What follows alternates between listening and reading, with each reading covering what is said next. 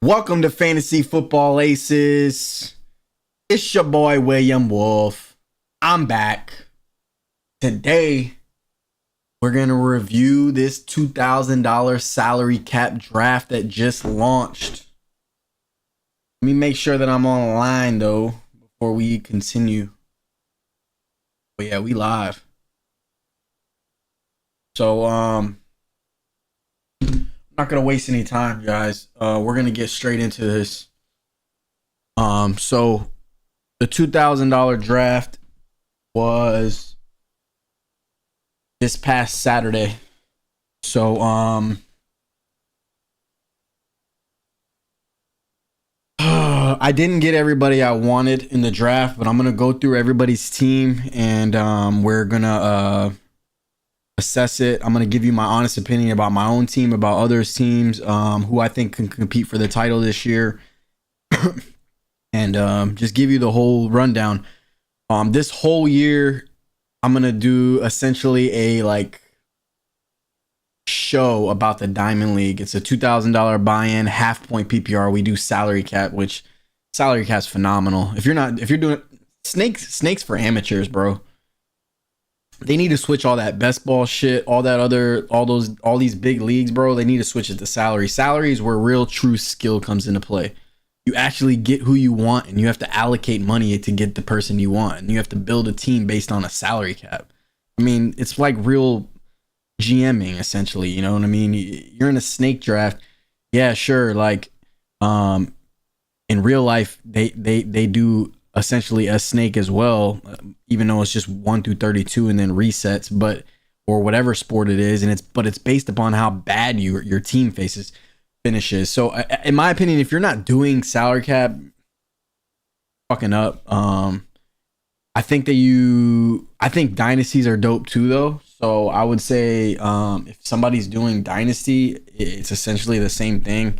I'm not gonna knock dynasty. But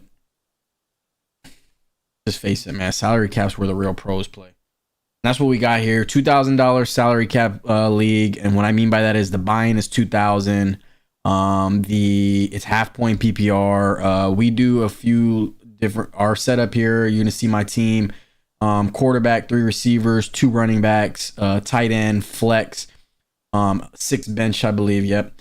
Kicker and a defense. The one extra wide receiver is different than most standard leagues you see, because most leagues are going to have 2 receivers. And in my opinion, leagues like that, even 12-team leagues, they're not as deep. So I think every team, there's more parity and every team's good. I think when you add that extra starter, whether it's 2 flex or an extra receiver, which I think 3 receivers is dope. I think that's the way it should be. Because there's so many receivers in the NFL. When you have to go 3 deep, it makes you have to really find a guy, right? Opposed to just having 2 flex, then you have a chance of getting a running back or a tight end or a wide receiver. I think it's better to it makes it more competitive, and it sees a true test of skill when you add 3 receivers instead of 2 flex, and 2 receivers is just silly. So we're going to go one by one on the draft, and then I'm also going to go into our draft results, and I'll give you like kind of a play-by-play of how the salary cap went.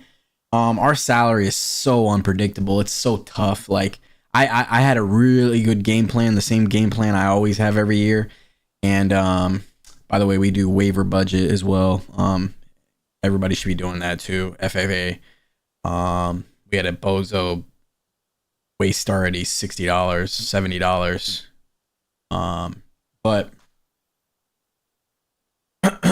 so we'll go one by one here. We'll start off with Hiley. You're gonna meet him. I'm gonna have all these guys as guests in my league. He's got a really balanced team. In his salary cap, he was really disciplined in the draft. He didn't overpay for anybody. He had a ton of money, like, halfway through the draft, way more money than everybody else. With that being said, my number one target in the draft was Jahmyr Gibbs for around $30 to $35, which was fair. I knew I'd have to maybe run him up to $38 because I knew some guys in our league are pretty sharp and they were going to go after Jahmyr Gibbs as well. But with that being said, he had too much money. I couldn't compete with him for Jahmyr Gibbs. I bid him up all the way up to like $45, which I ran out of money, and he got Jahmyr Gibbs. So yeah, he's got J.K. Dobbins. If top 10 offensive line, if they stay true to still running the ball a little bit, and he can stay the starter, because it seems like Gus Edwards is probably going to eat into those carries quite a bit. It's just what they do in Baltimore. But if they're going to throw the ball more, Dobbins is definitely a more reliable receiver. He's got Dallas Goedert, very solid tight end. He got him late for cheap. It's a great pickup, to be honest. When you can get this guy for less than $5 or in the later rounds in Snake, you're doing good. That means you probably built your team strong in other places. He's going to run Isaiah Pacheco at his flex. I love that. It's half point PPR, so, I mean, he's not going to catch the ball a ton, but, dude, he's a workhorse, and that offensive line is strong, and he can run the ball, so I like Isaiah Pacheco. He's got Breece Hall, who is probably going to be splitting all year with Dalvin Cook, but still, it's a nice guy to have. Yahoo definitely likes him. Look at those projections, 11, 13, 14, all the way down. Yahoo loves him. I do respect the AI or whatever produces their projections. I do respect it. So they don't really like my team as much this year, but I went with a lot of guys that I felt were undervalued. So it's just the breaks as far as Yahoo's concerned with me. But then he has, strong receivers: DK Metcalf, Deebo Samuel, Chris Godwin. Trevor Lawrence is his QB. This is a really complete team. This team, if as long as he stays healthy, even if he doesn't, he's got a lot of depth.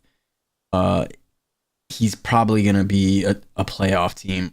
It'll be tough for this team not to make the playoffs. It seems like the salary cap, the guys that take this approach, as long as they don't have any major injury to their quarterback, which you could say that for everybody, they typically make the playoffs.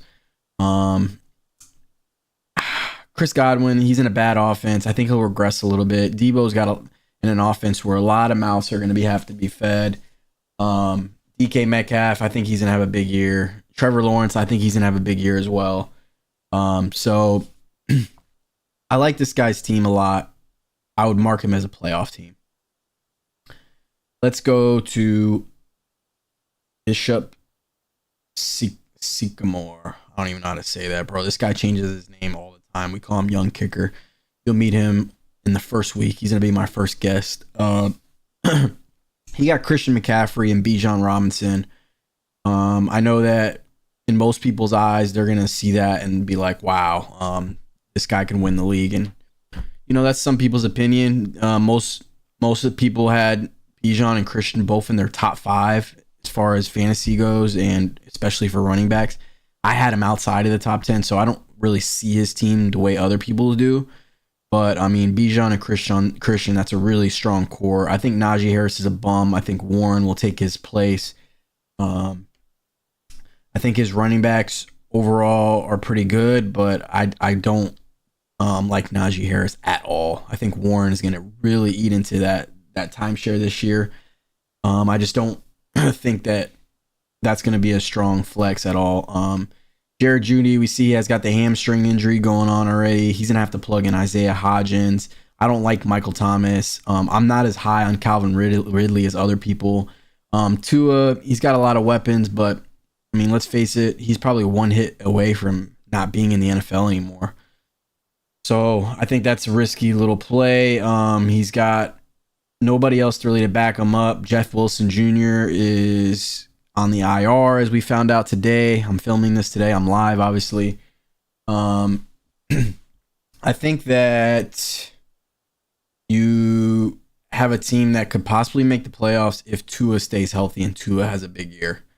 But I would mark him off the playoffs as of now.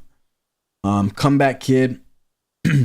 This is a team that made the finals last year. This guy made the finals last year. He had Joe Burrow and T. Higgins last year as well. He's found his little spot in the draft there with those two guys because they don't really get bid up that high. He's got good value for both of them.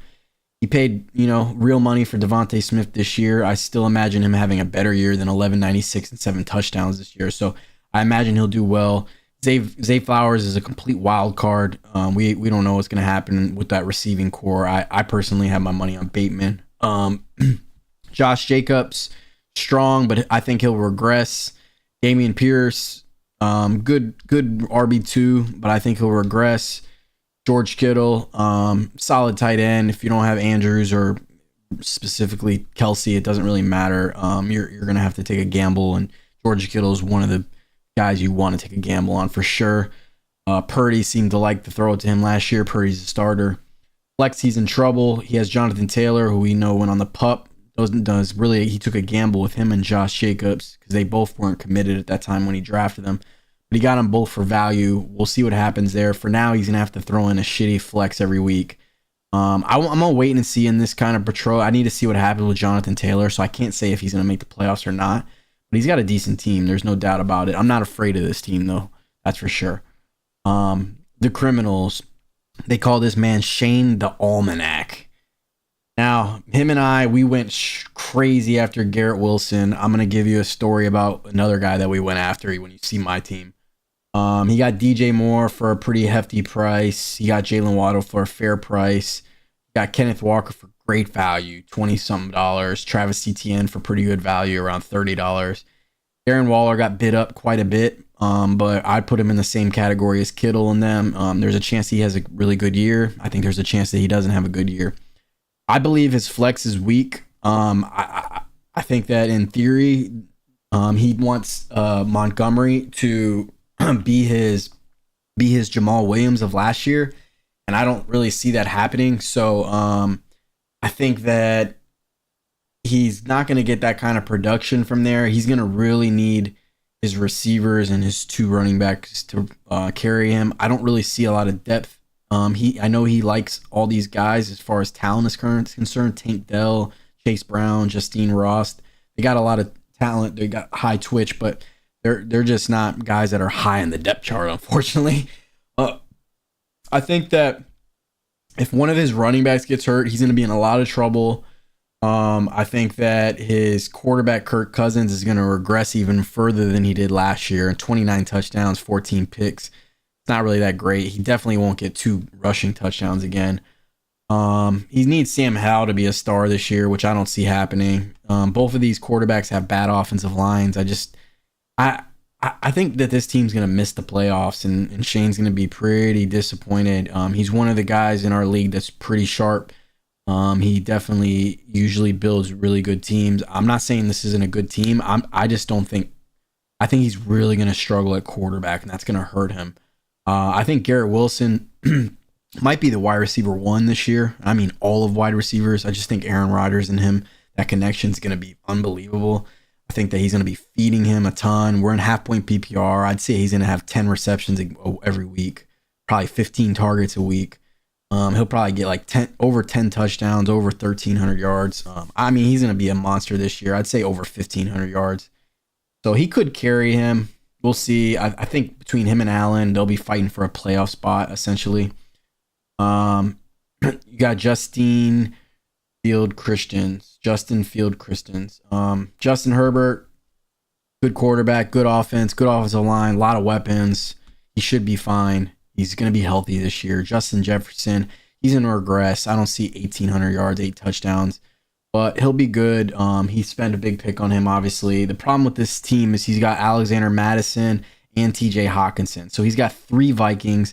I think the team's going to regress this year. This is subjective. But even if you didn't think they were going to regress, bro, like every week it's impossible for you. Your ceiling is low. You just brought your ceiling down because all 3 of these guys aren't going to catch a touchdown in the same week or get a touchdown in the same week. It's highly unlikely. That's 21 points that they got to score. First of all, just to have an opportunity for that to happen. Second of all, it's got to be to all 3 of these guys. I mean, the offense is not that good. This isn't the fucking Rams of St. Louis, greatest show on turf. Like, you don't want a 3-way stack, a running back, a receiver, and a tight end. That's awful. I mean, sometimes you do it on accident. You don't pay attention, but it's not a good way to build a team. Aaron Jones, he's always good. You got him for good value, good flex. I like him at flex. Brian Robinson, I think he'll be solid this year. I think that, half point PPR, he's not as good, but I could see him bringing this touchdown rate up to like 5 or 6, getting about 850 yards. He's a good, viable option. I think that this is another team that I can't really predict if they're going to be in the playoffs or not. You have a lot of parity in this league, though. You see the salary cap really changes the way teams are formed and teams look. If you're from the outside looking in at these teams, they look weird to you, right? Because it's not a snake format. Like in the snake format, you see the same teams built the same way based upon their ADP and where they're falling at in the drafts. But in salary cap, it's nothing like that. You're building a team from scratch and you're picking who you want. So John B, he had a great start to the draft. He got Saquon Barkley, probably one of the best deals in the draft for like in the 40s. I think everybody just it was early in the draft and everybody was kind of like looking for somebody else to spend their money on. So he kind of squeaked by with Saquon. James Conner, I know others are high on him. Arizona's on my no draft list this year. I wouldn't take James Conner personally, but he's an RB1, meaning he doesn't have anybody behind him. He's going to be a 3-down back, so it's nothing wrong with that. I think Kyle Pitts has off the chart ceiling. That offensive line is better. They're going to really have to worry about the rookie at running back, so Bijan. So I think if any year to really break out and bounce back, it would be Kyle Pitts this year, especially if he's healthy. So I like that pick. You got him pretty late for cheap. Marquise Brown, he's kind of forced into starting him. He kind of screwed up in his draft and it seemed like he just dropped off the map, but he knows it too. Doesn't have a lot of depth and somehow he didn't complete his team. I don't know how. I think he just fell asleep at the wheel a little bit. I know he spent some money on Chris Olave and Devontae Adams and Lamar Jackson. Those three guys are all solid. I don't like Chris Olave this year simply because I'm not a believer in the Saints offense and Derek Carr specifically, but I think Olave will still have a good year. I'd say fairly similar numbers to these. I know other experts think that Chris Olave is going to blow up this year. He may. I just wouldn't bet on him. It's not my bet. But Devontae Adams, I think he's definitely going to regress from these numbers. Jimmy Garoppolo is not going to be able to connect like Derek Carr did, and that's saying a lot because I don't think Derek Carr's that good. But that's really big numbers. He'll regress. I think Lamar will have a big year this year, huge year. So this guy Lamar can carry his team. I think Saquon will have a big year. This is another team that's in the race for a playoff spot. I can't really guarantee he's in the playoffs. You got Korea. James, he's got the best team in the league in my opinion, better than mine. Which says, I'm humble and I tell the truth. I'm not biased. I would say that on paper, before the year starts, he's got the best team in the league. I didn't see what happened with Evans today. Groin, what's new? He's always banged up.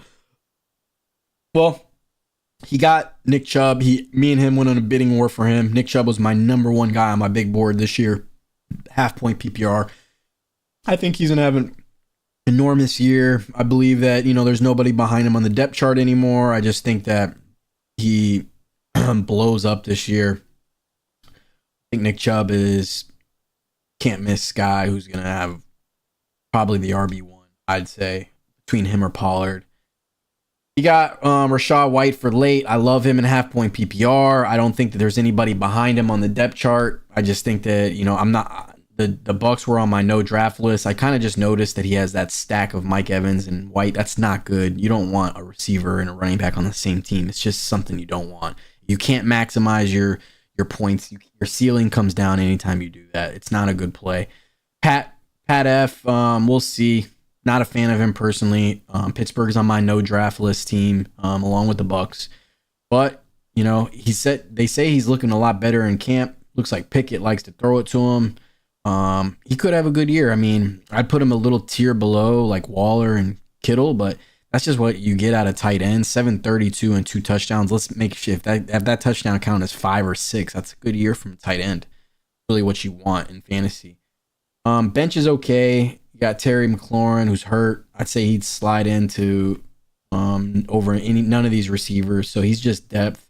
Elijah Moore has a potential, but he's got Nick Chubb. Stephon Diggs, Josh Allen, obviously an awesome stack. Keenan Allen, I think he'll be good for half-point PPR. The guy's a Ricky Rouse machine. You know, he just gets open. He'll ball out. He'll have a good year. Receptions will be up. I'd say over 1,000 yards, probably 6 touchdowns. This is a team that's going to be tough to compete with. Khalil Herbert, he got for late. Got him for cheap. Khalil Herbert is, unless the rookie Johnson, which I'm a diehard Bears fan, by the way, unless the rookie like comes in and just steals carries, man, I don't see any way that Khalil Herbert doesn't have a phenomenal this year. He's good. He's really good to me, and I think he's going to get 70% snap share. So when you're worried about Justin Fields taking off in the read option or just in general, like it holds those DNs from getting out and getting in holes. They want to stay wide, so it just opens up more holes for the running back. I think Khalil Herbert can have a big year, especially on the inside zone. I like his team a lot. His extreme team. This is a perennial loser in our league, but he had a great draft this year. I'll start it off with Miles Sanders. He got him for $4. That's equivalent to like 10th round, 9th, 10th round in Snake. When you get a guy that late who's a true RB1, a guy who's going to be 3 down back in Carolina, even though they're on my no draft list, he's going to put up similar numbers to you see here. I'd say less touchdowns, but big steal in the draft, huge, great flex. Derrick Henry, he's always is what he is. I'd say fairly similar numbers as last year. Javonte, wild card. Alvin Kamara, wild card. But having those 2 wild cards is great because one of them is going to pan out most likely, right? I was staying away from both of them, but you got to think if Javonte by week 7 or 8 is probably going to be the, big time guy in Sean Payton's system, a guy who can catch the ball. I can't imagine P. Ryan being completely eliminated from the script at any point in the year. But Javonte is so talented. If he gets fully healthy, midway through the year, this is a unbelievable running back duo. And then you got Alvin Kamara who can fill in, dude. When he comes back from suspension, he's going to be solid. Evan Ingram, I think he's going to regress this year. There's more talent over there now. Ridley's there. I think he'll have a decent year. I think those numbers are a little high, maybe a little lower this year. Anthony Richardson, he doesn't need him. He's got the GOAT, Patrick Mahomes. I mean, the GOAT right now. See, I know Tom Brady's. A.J. Brown, solid. Michael Pittman, really good value. Michael Pittman, I love his value this year. He's a number 1 receiver. Richardson has a big arm. He's going to be looking for this guy. He doesn't need to be accurate with Michael Pittman Jr. because Michael Pittman's got a huge catch radius. So being accurate is not important. This guy's a steal this year. Michael Pittman Jr. is a steal. That's one of the reasons why I like this guy's team a lot. A.J. Brown, we know who he is. He's going to be a baller. That team is great. There's so many weapons that you can't really worry about A.J. Brown specifically. You have to let him do what he does. Patrick Mahomes, I don't see him throwing for 5,200 yards again, but he could. I wouldn't put anything past this kid. Patrick Mahomes is amazing. This is a playoff team for sure. When you draft Patrick Mahomes and you finish it off with other good players, you're going to make the playoffs. That's inevitable. And he got good value for all those guys. He did really well in the draft this year. Automatic Pickens. Now, this one's a funny one. In the draft, he screwed up. He was drafting on his phone and somehow couldn't get connection. I don't know what happened, but he got automated draft. So that's why he named his team Automatic Pickens. Jalen Hurts got automatically picked. Jamar Chase automatically picked. Tyreek Hill automatically picked. Austin Eckler automatically picked. Meaning the computer kept outbidding us, right? And they were outbidding us by so much. These were like essentially the first 4 guys nominated. Hurts, Chase, Hill, Eckler. Essentially the first 4 guys nominated. So the computer just keeps outbidding us until it wins, right? And he ended up with those 4 guys, and he didn't have any money left over. So that's why he's got dollars everywhere else. Rice, he shouldn't have got Penny, but I think he got Penny for a couple bucks. Cole Kmet for $1, Darnell Mooney for $1, everybody else on his team for $1. This team's not going to make the playoffs. I know that Hurts, Chase, Hill, and Eckler are phenomenal, but that's 4 guys. is not enough. It's impossible, man. It's just not enough. I mean, think about it. 30 points, 50 points, 70 points, 90 points. That's 90 points I'm allocating to those guys. And I'm being nice when I say that. 30, 20, 20, 20, 20. I mean, I'm being very generous. I guess, yeah, my math's right there. 90 points. And then you got to think the rest of these guys are going to come up with a total of 20 points. So on a best case scenario, he's going to look around to average around 110 points. That's not enough in half point PPR. It could get him some wins when these guys blow up, but it's tough, man. He got screwed over with the automatic pickings. Oopsie.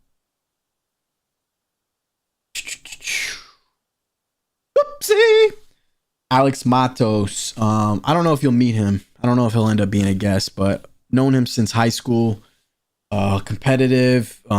We played basketball together. He's usually goes with the approach in auction of grabbing the top 2 running backs, and he pays premium $60 value on those guys, and then his rest of his team is schmucks. And he hasn't made the playoffs any year. So this year he tried to switch it up. He went with the balanced approach. So that's why you see a balanced lineup here. Cooper Kupp got injured for him. CeeDee Lamb, good player. Joe Mixon, solid value. Cam Akers, solid value. He's got Cook, Jamal Williams, Brandon Ayuk, Jordan Addison, AJ Dillon. That's why you see a lot of mediocre guys on his team, right? Besides Kupp, he spent some money there. He spent some money on CeeDee Lamb. The rest of these guys were a little bit cheaper. Joe Mixon was obviously like around $40. But this team, I don't like to make the playoffs. Dak Prescott is dog shit, and Cooper Kupp is hurt already. And, he's coming off, surgery. So not a good sign. Tyler Lockett, a lot of people like him. I think he's going to regress a little bit this year. I think these numbers are come down finally. I think that Geno is going to regress this year. He had a big year last year. I don't think he'll be able to duplicate that.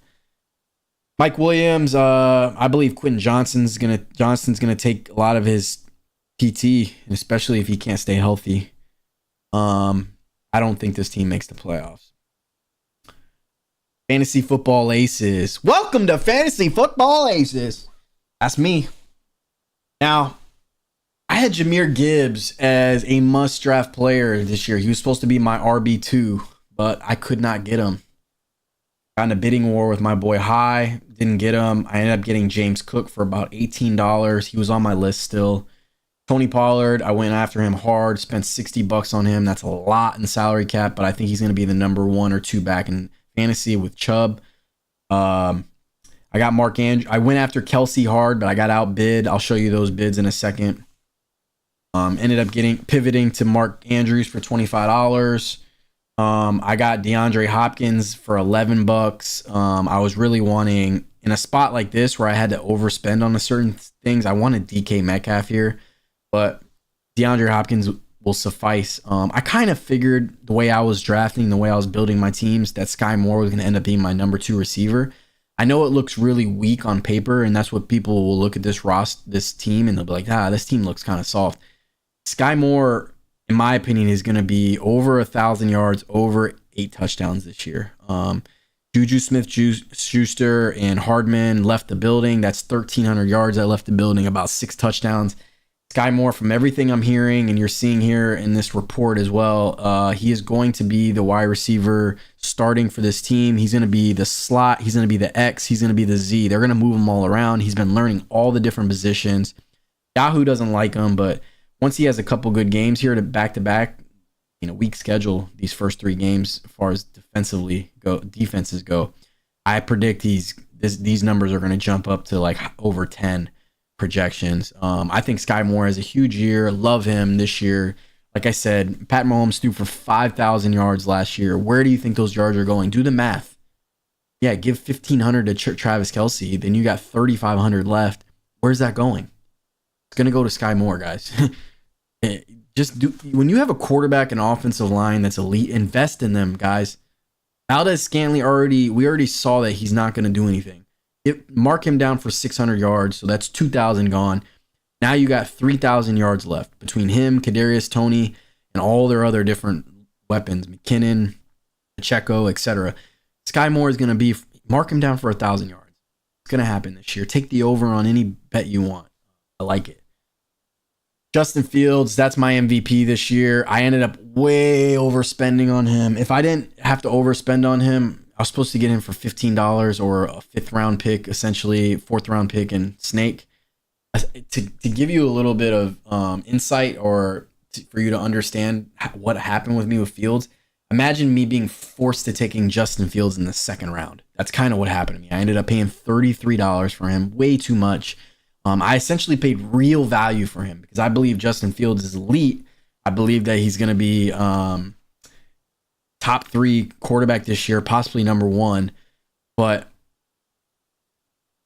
I'm paying for it. I'm paying $30-something for him. The same price as Hurts, the same price as Mahomes, the same price as Josh Allen. So I didn't get value for him, which is what cost my wide receiver room. The good news is I got Quentin Johnson, who I think can evolve into being a fantastic receiver.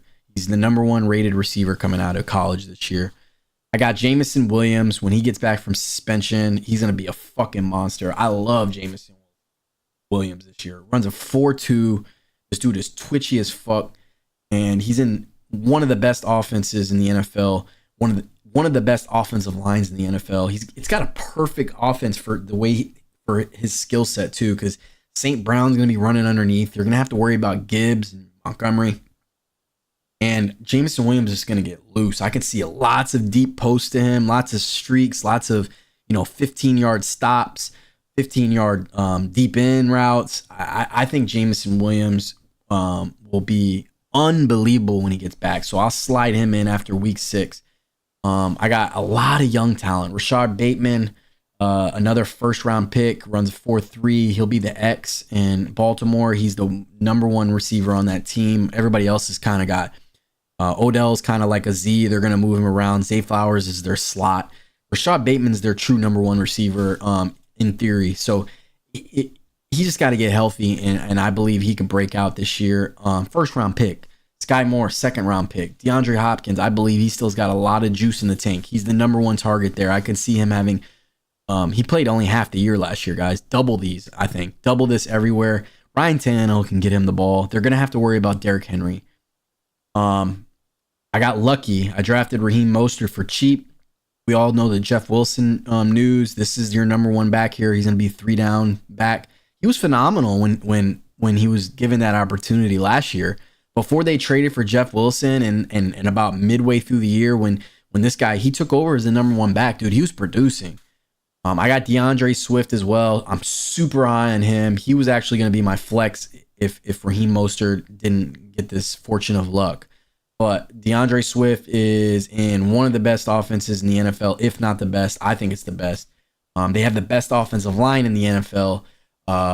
He can catch the ball out of the backfield. I think you're going to look at over 600 yards rushing, over 600 yards receiving, and I think probably a total of 10 touchdowns. I'd say 8 is fair, though, what he did last year, which is fucking wild to say that he had 8 touchdowns last year because he missed most of the year. This guy's talent is... people don't even understand this guy's talent. The thing that will blow you away is this kid's only 23, 24 years old. And people, it seems like he's been in the league forever, but he's on his rookie contract, as it says here. 2nd-round pick out in 22. This guy is twitchy as fuck.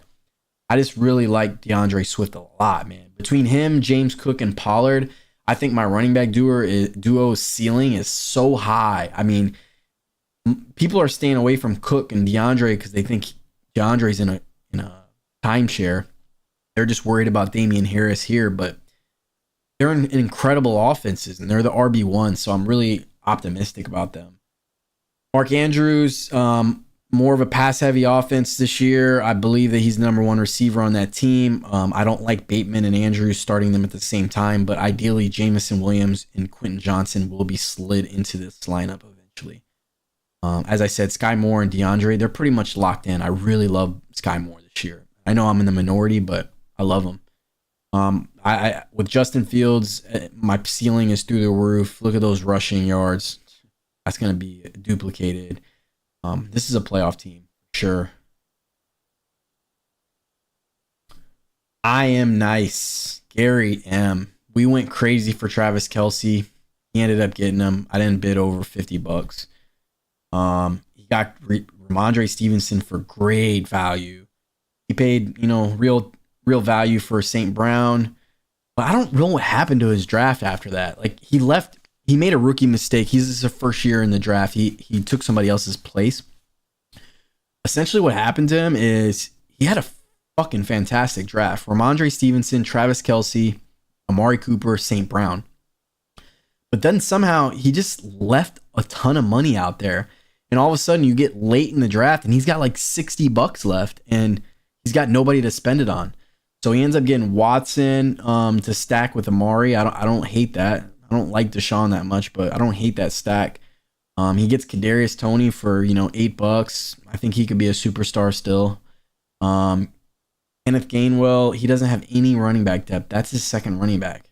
He's got McKinnon as well, but he's got McKinnon, Travis Kelce, and Kadarius Toney. That's fucking awful. It's just like the thing I was saying about Lee's team is when you have that triple stack, running back, tight end, receiver on the same team, like, it's so difficult. Your ceiling comes down tremendously when you do that.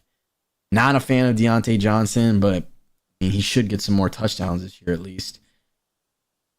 Kenneth Gainwell, he's been in that system forever now, dude. He's not going to take over now, bro. He's a backup. Swift is going to be the guy out there. Penny's going to work in. Gainwell will work in sometimes, but come on, this guy's a 5th round pick. It's not. I think I'm right about that. I'd have to look. I'm pretty sure he's a 5th round pick. Like, he's not going to all of a sudden be the guy. I don't know why people think that. It's not going to be a 3-way committee. It's going to be 60% Swift, 20-20. 60-20-20. That's fair, actually. And this team's not going to make the playoffs. I like his receivers a lot. His receivers are phenomenal. I love Ramondre Stevenson, but that's just not enough. Russell Wilson and Sean Watson, that's king of mid right there. Just a straight mid team. That's all 12 teams. Now I'm just going to go in here for the draft results before I get out of here, and I'm just going to show you how it looks. It's pretty cool. So Javonte Williams led it off, went for $18. That's fair value. He didn't really go for much less or more than he should.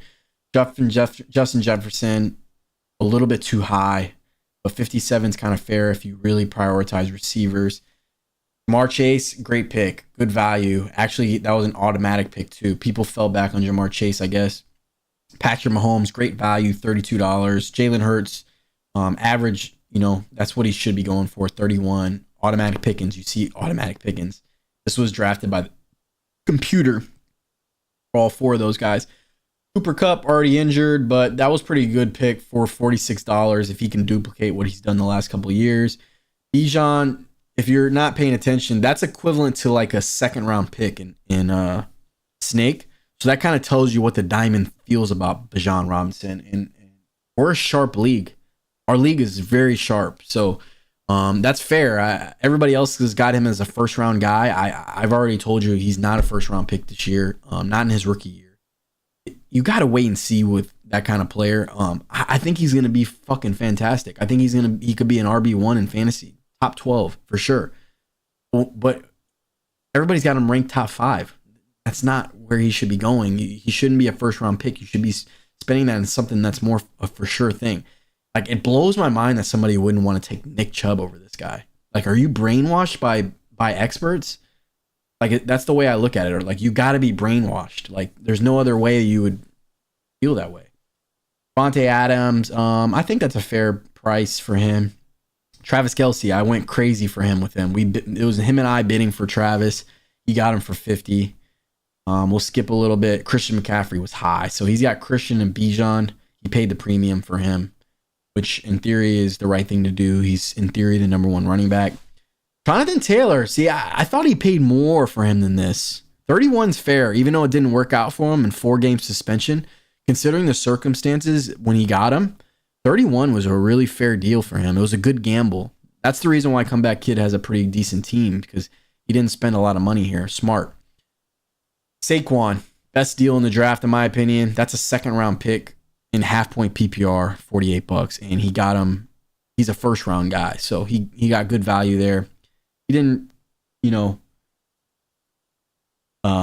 follow through in his draft. He could have had the best draft with a lead off like that. Stephon Diggs, I think that's fair. I think it's a little low. Nick Chubb, me in Korea, we went crazy for Nick Chubb. That was me that bid him up to 62. So I ended up giving up I bid 61, he bid 62, and I gave up, because I knew I was going to go after Pollard, which you see here. I got Pollard for $60. I was in a bidding war with him for him as well. You see 60, 62, and Christian McCaffrey 60. That tells you how our league feels. It's a sharp league, man. You're going to see when the results are all said and done, you'll see the results and you'll see that this league is sharp. AJ Brown, Derrick Henry, pretty good price of $50 there. I think that's fair though. Garrett Wilson, he was supposed to go for 30. Me and Criminals got in a bidding war for him. $42. Get it bidded up. He ended up getting them. I had to fall back. Couldn't spend that much money on him. Mondre Stevenson, one of the best deals in the draft. $27. I talked about I Am Nice. This is one of his best picks. I just don't know what happened to him the rest of the draft. Zay Flowers, a little high, $13. Didn't even notice that until now. Josh Allen, great pick for $28. $26 for Lamar, a little high, but he was in a bidding war with the Criminals. And the Criminals, me and him got in a bidding war for Justin Fields. That's where you see me, Fantasy Football Aces, $34. Probably the highest overvalued guy in the draft. This guy's supposed to be $15. I got him for a second round pick, basically. That's what it says. But I love him, and I wasn't going to settle for any non-running quarterback. He was the last one left. There's no quarterbacks left, so I had to get him. It is what it is. I'll figure it out. My wide receiver group, I'll figure it out. Kenneth Walker, the third, $24. One of the best steals in the draft. Great pick by the Criminals. I should have been. I was in a situation where I just bid this much for him. I just couldn't really afford to spend $24 on a running back at that point. I needed to save money, so I couldn't bid him up. And good pick by him there. Let's see here. Mark Andrews, I got him for higher than I thought I did. A little bit too high, man. That's the reason why you see my team. I got a pretty decent team, but it's just like I spent a lot of money on each one of my guys. I got in bidding wars. I got in a bidding war here with John's team, and John gave up because he had Lamar Jackson, so he was going after Mark Andrews. I beat him out, but 28 is a little high. I'd say he should be going for around $22, so a little high. Travis Etienne, that's fair value. Amari Cooper, holy shit. I didn't realize he got him for $9. What a pick. He should be going for like $16, $17, $18. I wish I would have bid on this guy. I fell asleep at the wheel here, I think. Especially because I didn't get Nick Chubb. I would have loved to have Amari Cooper. Great pick there. DK Metcalf, fair. I bid way too much for DeAndre Swift. I got in a bidding war for him too. This guy should have only been going for about $13. I got him for $22. Just tells you I had to fucking fight for the guys I wanted. I wanted DeAndre Swift, don't get me wrong, but look at this shit. Kenneth Walker, $24. I mean, I should have just gotten Kenneth Walker for that price, right? We'll see how it works out though. Maybe DeAndre, is the real lead dog out there in Philadelphia. If that's the case, he's going to be an RB1. Mike Evans, good deal, $7. Jahmyr Gibbs, I bid him up to 45. I maxed out my money. He was my must draft player. 1-800-SEC. He paid too much money for Jahmyr Gibbs, but he had a lot of money to spend, so it was okay for him. TJ Hawkinson, $22, way too much. I'm just gonna leave it at that. And then it starts to get a little less interesting here, but we'll still I got James Cook for $18. That was fair value. I don't really see at this point. I couldn't really spend my money any other way. He was like my favorite guy. Sky Moore, $6. I don't have any regrets anywhere else here. Kenneth Gainwell, 15. He did this because he had so much money. Same thing with Jarrett McKinnon. Too much. Jamison Williams, I got bid up for this fucker. Should only been $2. So yeah, I got screwed over quite a bit. But I got I think right here you see I got Quinn Johnson for $2. That could be one of the steals of the draft. He should have been going for about $7-8. So $9, $10. So I got really lucky there. Happy about that one. Yeah, and I got Mostert, who's now going to be an RB1. They're saying Jeff Wilson's out indefinitely, so that could be like 7-8 games of Mostert being the true 3-horse RB1 in a big time offense. So pretty happy about that. That will do it for the fantasy football recap.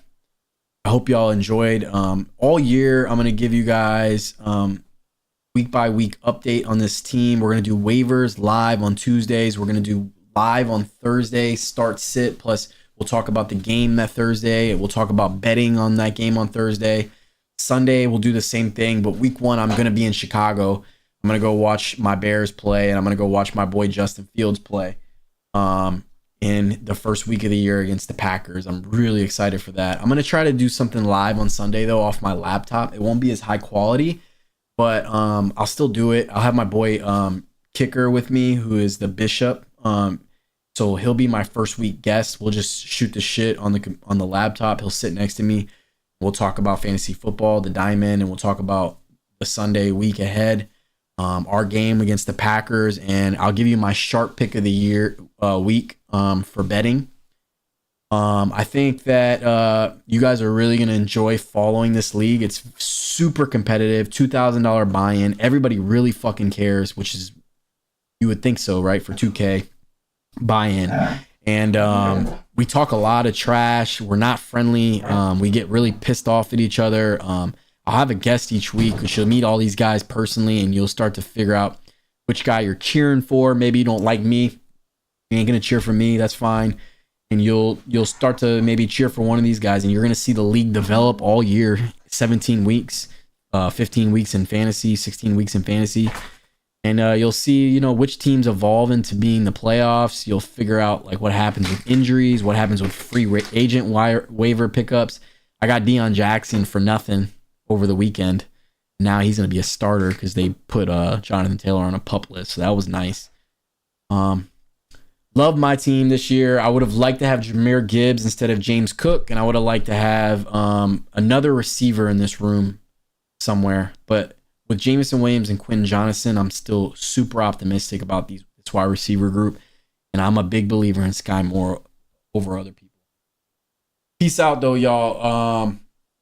I got a video dropping tomorrow, and then I'll go live over the weekend on Saturday for some more mock drafts, because I have a PPR draft that I'm going to do Monday, a $500 buy-in, and I'm going to do that live.